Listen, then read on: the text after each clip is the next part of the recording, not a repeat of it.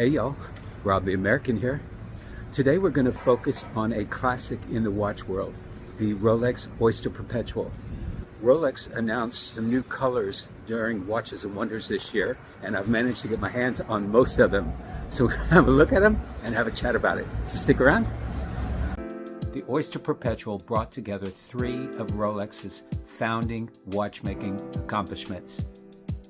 The Oyster Perpetual was developed way back in 1931, and it was Rolex's first self-winding, waterproof chronometer wristwatch. The first one being the chronometric certification awarded to a wristwatch for the first time in 1910. The second, the waterproofness of the Oyster watch, was unveiled in 1926. And finally, the self-winding movement was patented in 1921.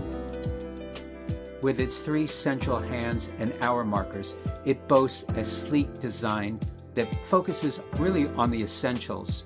It's elegant, it's timeless, understated, anything but basic. This year, the OP range underwent several changes. The Oyster Perpetual 41 particularly features a slimmer clasp and a subtly redesigned case, but you really have to have the old version next to the new version to tell the difference. And of course, this year we've got all the new colors. Whereas a few years ago, Rolex came out with all the bright colored OPs. There was a coral red, bright yellow, vivid green. This year, it's much more subtle, pastel shades with some fancy names. We've got Lavender, Beige, Pistachio, and my very favorite, which is this new rich matte blue. It's a wow. All right, let's talk specs.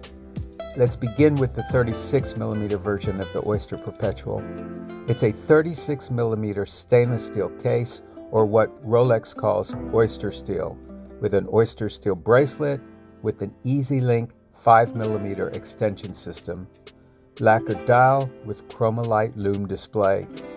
It's a superlative chronometer, COSC certified Rolex automatic movement with hacking seconds and 70-hour power reserve. It's waterproof to 100 meters.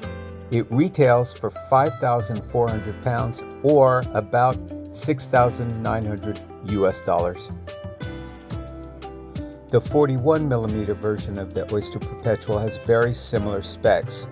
It's a 41mm stainless steel case, or oyster steel, with an oyster steel bracelet with the EasyLink system. Also the lacquer dial, Chromolite display.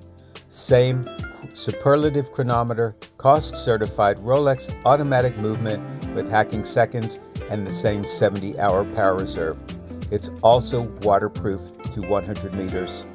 Now this size retails for 5,650 pounds or about $7,200 US.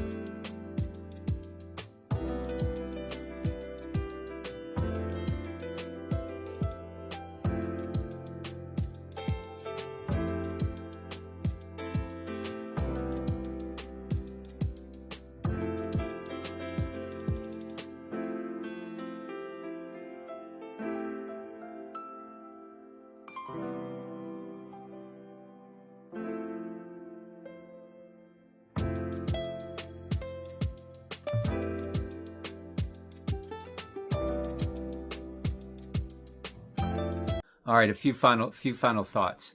I'm a big fan of the Rolex Oyster Perpetual, no doubt about it. I think it's iconic, the simplicity of it, elegance of it. There's all kinds of copies out there, but there's only one original. In terms of the colors, as I've said, that matte blue is a wow.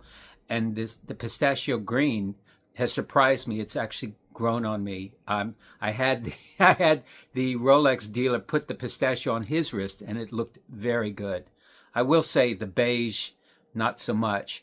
I have the same problem with the beige as I do with salmon dials because of my pale skin. It just kind of disappears. It basically goes invisible. So that's a no. The lavender doesn't interest me. I will say ultimately, this is my issue with the current line of Oyster Perpetuals. It's sizing. 41 is too big for me. It just feels too big on the wrist. It's all dial. It's too big. And then the 36 is too small. I don't like the way that the links kind of climb up on top of my wrist because of the small size of the dial. I wish Rolex would come out with, in the current version, a 39 millimeter. I think that would be perfection. So that's where we are right now. All right, y'all, that's going to be it for me today. I hope you've enjoyed our semi-deep dive into the new Rolex Oyster Perpetual line. And if you did, please give this video a like and subscribe to my channel and leave a comment down below.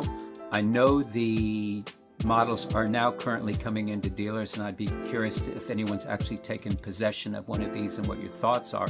And if not, would you have one of these? What color would you pick? What size would you pick? So let me know. And my Instagram is Rob the American. That's Rob_the_American. Give that a follow and join me again for some more Watch Talk. Y'all take good care.